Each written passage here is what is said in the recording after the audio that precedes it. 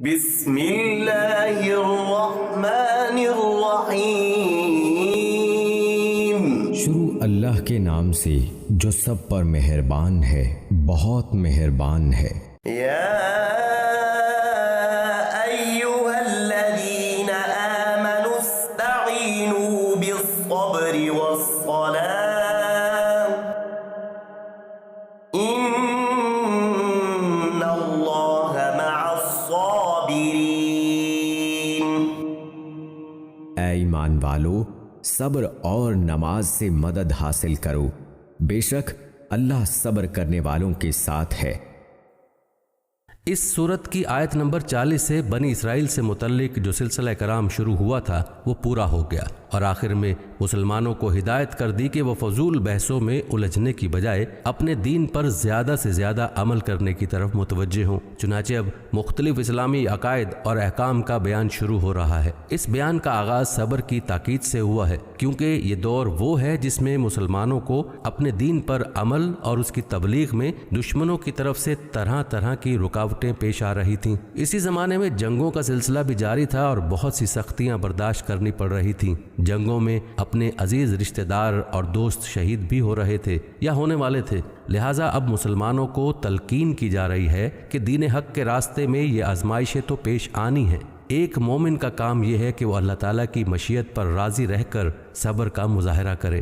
واضح رہے کہ صبر کا مطلب یہ نہیں ہے کہ انسان کسی تکلیف یا صدمے پر روئے نہیں۔ صدمے کی بات پر رنج کرنا انسان کی فطرت میں داخل ہے، اس لیے شریعت نے اس پر کوئی پابندی نہیں لگائی۔ جو رونا بے اختیار آ جائے وہ بھی بے صبری میں داخل نہیں۔ البتہ صبر کا مطلب یہ ہے کہ صدمے کے باوجود اللہ تعالیٰ سے کوئی شکوہ نہ ہو، بلکہ اللہ تعالیٰ کے فیصلے پر انسان عقلی طور پر راضی رہے۔ اس کی مثال ایسی ہی ہے جیسے کوئی ڈاکٹر آپریشن کرے تو انسان کو تکلیف تو ہوتی ہے، اور بعض اوقات اس تکلیف کی وجہ سے انسان بے ساختہ چلا بھی اٹھتا ہے، لیکن اسے ڈاکٹر سے شکایت نہیں ہوتی، کیونکہ اسے یقین ہے کہ وہ جو کچھ کر رہا ہے اس کی ہمدردی میں اور اس کی مصلحت کی خاطر کر رہا ہے۔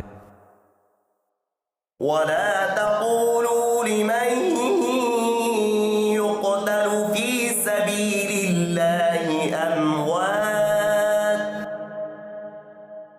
بَلْ أَحْيَاءٌ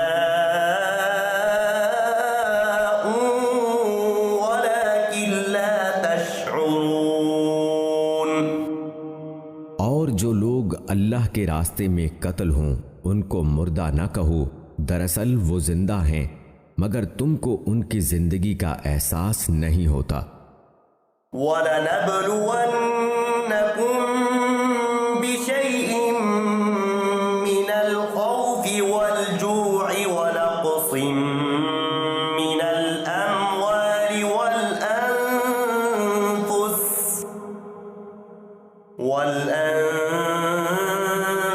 وَالثَّمَرَاتِ وَبَشِّرِ الصَّابِرِينَ۔ اور دیکھو ہم تمہیں آزمائیں گے ضرور، کبھی خوف سے اور کبھی بھوک سے اور کبھی مال و جان اور پھلوں میں کمی کر کے، اور جو لوگ ایسے حالات میں صبر سے کام لیں ان کو خوشخبری سنا دو۔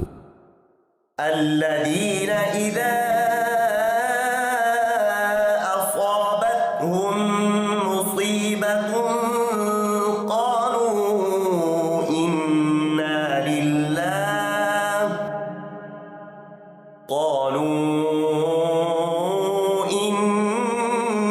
لله وإنا إليه راجعون۔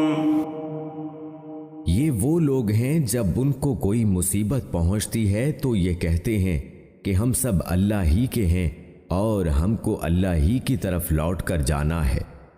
اس فقرے میں پہلے تو اس حقیقت کا اظہار ہے کہ چونکہ ہم سب اللہ کی ملکیت میں ہیں، اس لیے اسے ہمارے بارے میں ہر فیصلہ کرنے کا اختیار ہے، اور چونکہ ہم اس کے ہیں اور کوئی بھی اپنی چیز کا برا نہیں چاہتا، اس لیے ہمارے بارے میں اس کا ہر فیصلہ خود ہماری مصلحت میں ہوگا، چاہے فی الحال ہمیں وہ مصلحت سمجھ میں نہ آ رہی ہو۔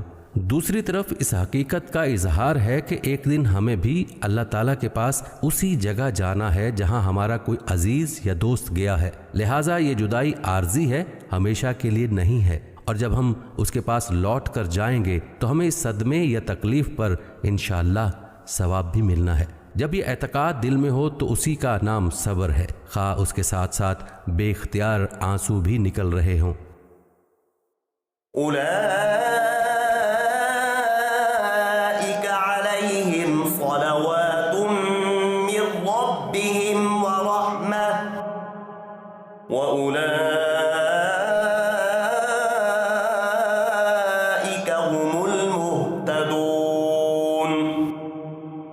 یہ وہ لوگ ہیں جن پر ان کے پروردگار کی طرف سے خصوصی عنایتیں ہیں اور رحمت ہے، اور یہی لوگ ہیں جو ہدایت پر ہیں۔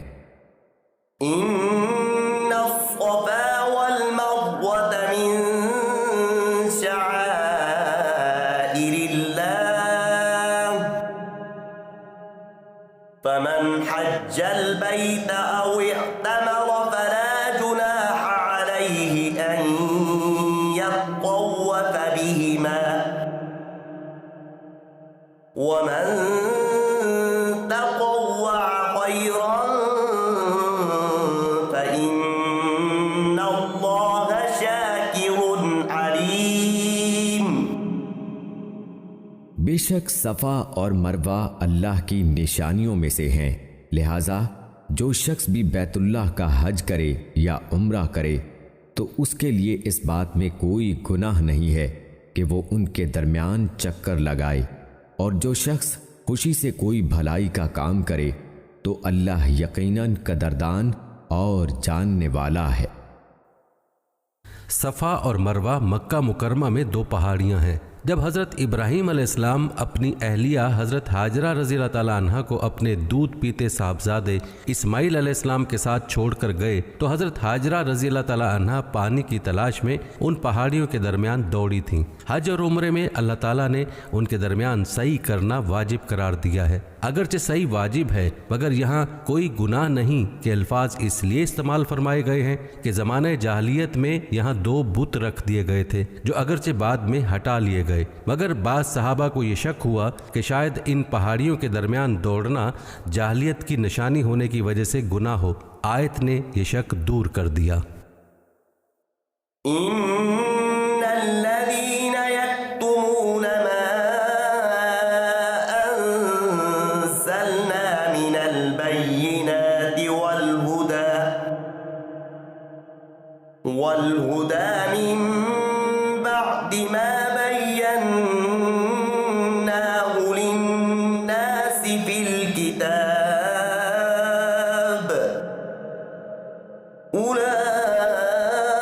أولئك يلعنهم الله ويلعنهم اللاعنون۔ بے شک وہ لوگ جو ہماری نازل کی ہوئی روشن دلیلوں اور ہدایت کو چھپاتے ہیں، باوجود یہ کہ ہم انہیں کتاب میں کھول کھول کر لوگوں کے لیے بیان کر چکے ہیں، تو ایسے لوگوں پر اللہ بھی لعنت بھیجتا ہے اور دوسرے لعنت کرنے والے بھی لعنت بھیجتے ہیں۔ اشارہ ان یہودیوں اور عیسائیوں کی طرف ہے جو پچھلی آسمانی کتابوں میں مذکوران بشارتوں کو چھپاتے تھے جو آن حضرت صلی اللہ علیہ وآلہ وسلم کے بارے میں نازل ہوئی تھیں۔ إلا الذين تابوا وأصلحوا وبينوا فأولئك أتوب عليهم وأنا التواب الرحيم۔ ہاں، وہ لوگ جنہوں نے توبہ کر لی ہو اور اپنی اصلاح کر لی ہو اور چھپائی ہوئی باتوں کو کھول کھول کر بیان کر دیا ہو تو میں ایسے لوگوں کی توبہ قبول کر لیتا ہوں، اور میں توبہ قبول کرنے کا خوگر ہوں، بڑا رحمت والا ہوں۔ إن الذين كفروا وماتوا وهم كفار أولئك